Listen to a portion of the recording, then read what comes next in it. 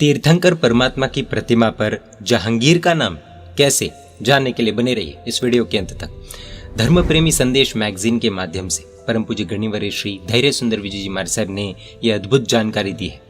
आगरा शहर को पूरे विश्व में ताजमहल के कारण पहचाना जाता है। जैन धर्मियों के लिए ये भूमि परम पूज्य जगत गुरु आचार्य भगवान श्रीमद विजय हीर विजय सुरेश्वर जी महाराज साहब के चातुर्मास से पवित्र होने से अति महत्वपूर्ण और ऐतिहासिक है।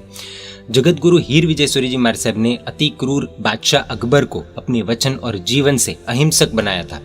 अकबर बादशाह को जैन धर्म एवं जगत गुरु हीर विजय सूर्य जी महाराज साहब की पहचान चंपा श्राविका के कारण हुई थी। आमतौर पर चंपा श्राविका की घटना दिल्ली से जोड़ी गई है, लेकिन वो घटना फतेहपुर सिकरी आगरा की है और जगत गुरु हीर विजय सूर्य जी महाराज साहब भी सर्वप्रथम बार अकबर बादशाह को फतेहपुर सिकरी आगरा में ही मिले थे। आगरा शहर में 450 वर्ष से भी अधिक प्राचीन जिनालय अपनी भव्यता लिए खड़े हैं, लेकिन हम अम्यूजमेंट पार्क से कहाँ ऊपर आते हैं। खैर, यहाँ के ताजमहल को और उसके इतिहास को तो सभी लोग जानते हैं, लेकिन यहाँ के प्राचीन जैन मंदिर के भव्य इतिहास के बारे में शायद बहुत कम लोगों को पता होगा। शायद जैन लोगों को भी पता नहीं होगा। ये इतिहास किसी अजूबे से कम नहीं है और इसीलिए ये इतिहास हम सभी को अवश्य जानना चाहिए। रोशन मोहल्ला जगत गुरु हीर विजय सूर्य जी महाराज साहब से अकबर बादशाह काफी प्रभावित हुआ था। श्री शांति चंद्र जी उपाध्याय द्वारा रचित कृपा रस कोश ग्रंथ में अकबर बादशाह द्वारा इस मंदिर संबंधित फरमान का उल्लेख मिलता है। ऐसा कहा जाता है कि शाहजहां की बेटी रोशन आरा भी जैन धर्म से प्रभावित थी। उसने प्रतिदिन श्री चिंतामणि पार्श्वनाथ भगवान के दर्शन करने का नियम लिया था। बादशाह की बेटी रोशन आरा वहां रोजाना दर्शन करने आती थी, इसीलिए उस मोहल्ले का नाम रोशन मोहल्ला हुआ। हम जैन लोगों को ये सोचना चाहिए कि एक अन्य धर्म की लड़की ऐसा नियम ले सकती है, तो हम क्यों नहीं। श्री शीतलनाथ जी चिंतामणि पार्श्वनाथ जिनालय रोशन मोहल्ला में अत्यंत प्रभावक एवं चमत्कारी श्री शीतलनाथ भगवान की प्रतिमा है। ऐसा कहा जाता है कि करीब 270 वर्ष पूर्व ये प्रतिमा जब मस्जिद की खुदाई में निकली, तब जैन संप्रदाय के लोग वहां पहुंचे और प्रतिमा की मांग की। एक और वर्ग वहां आकर अधिकार जताने लगा। उस समय के मजिस्ट्रेट ने समाधान निकाला कि जिस वर्ग के लोग भगवान की प्रतिमा को उठा सकेंगे, उस संप्रदाय की मूर्ति घोषित की जाएगी। अन्य वर्ग के लोगों ने भगवान को उठाने के लिए काफी प्रयत्न किए, लेकिन भगवान नहीं उठे। उस समय जैन गुरु भगवंत ने मूर्ति पर वासक्षेप किया और जैन श्रावकों ने जैसे ही हाथ लगाया, प्रभु उठ गए। मूर्ति जैन श्वेतांबर संप्रदाय की घोषित हुई।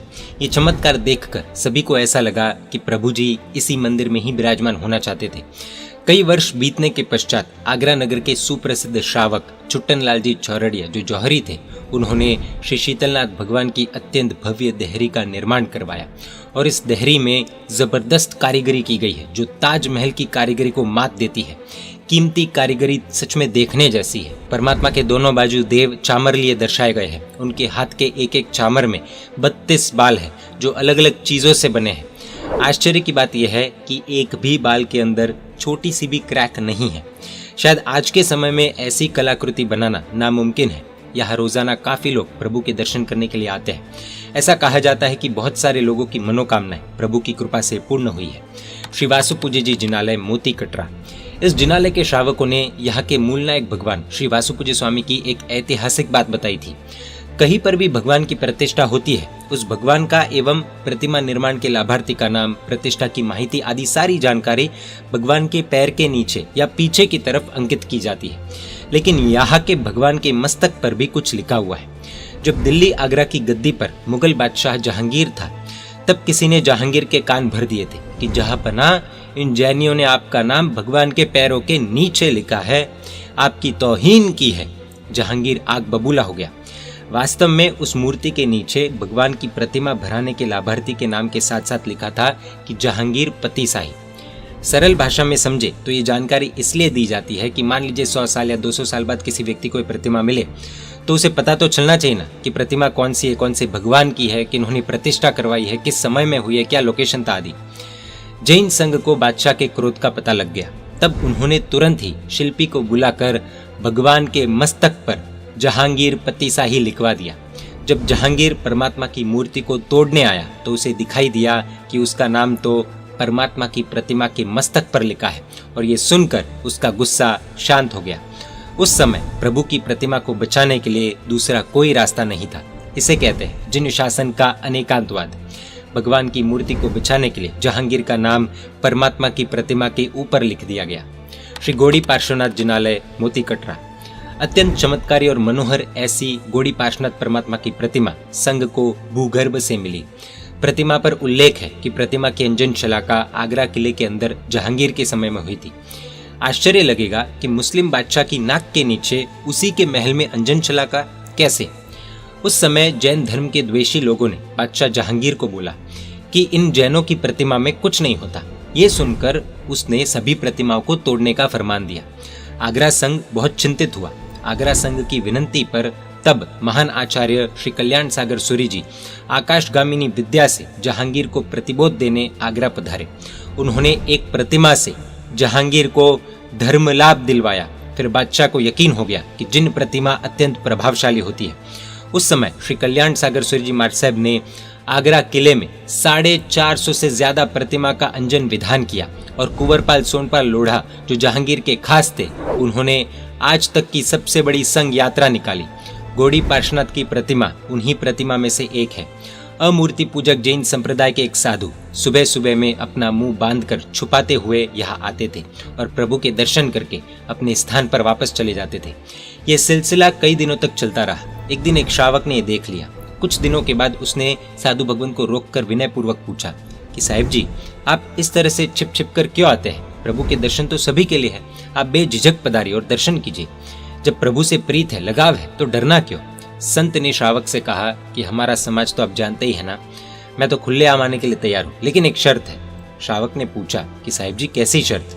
संत ने गंभीरता और वीरता से जवाब दिया कि आप यदि भगवान के मूल नायक जिनाले बनाने का पक्का करो तो आज ही मैं मूर्ति पूजा वाला पंथ अपनाने के लिए तैयार हूँ। जिनाले तैयार करने का कार्य शुरू हुआ और वो साधु भगवंत श्वेतांबर मूर्ति पूजक संप्रदाय के साधु बन गए। उनका नाम था परम पूज्य मुनिराज श्री रणधीर विजय जी महाराज साहब। क्या प्रभु के दर्शन किए बिना हमारा रूटीन शुरू होता है? सोचने जैसा है। वर्तमान में गौड़ी पार्श्वनाथ जिनालय का जीर्णोद्धार कार्य शुरू होना है। श्री नेमीनाथ जी एवं केसरिया नाथ जी जिनालय पूज्य रणधीर विजय जी महाराज साहब की प्रेरणा से ये जिनालय बने। वर्तमान में इन्हें अजैन लोगों ने कब्जा कर लिया है। नेमिनाथ प्रभु की मनोहर श्वेत वर्ण की प्रतिमा के केवल दर्शन कर सकते हैं। श्री विहरमान सुर प्रभु जी गृह जिनालय विश्व में एकमात्र विहरमान तीर्थंकर सुर प्रभ स्वामी का जिनालय।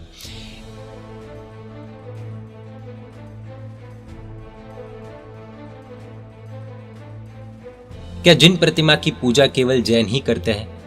अकबर का प्रसिद्ध दरबारी अब्दुल फजल अपनी पुस्तक आईने अकबरी में लिखता है कि एक बार जब उसके घर में बेटी का जन्म हुआ, उस समय के बड़े बड़े ब्राह्मण ज्योतिषियों ने उसे बताया कि उसकी बेटी मूल नक्षत्र में जन्मी है और उपाय के रूप में बताया गया कि अपनी बेटी को यमुना में बहा दे, वरना उसका सारा वैभव खत्म हो जाएगा।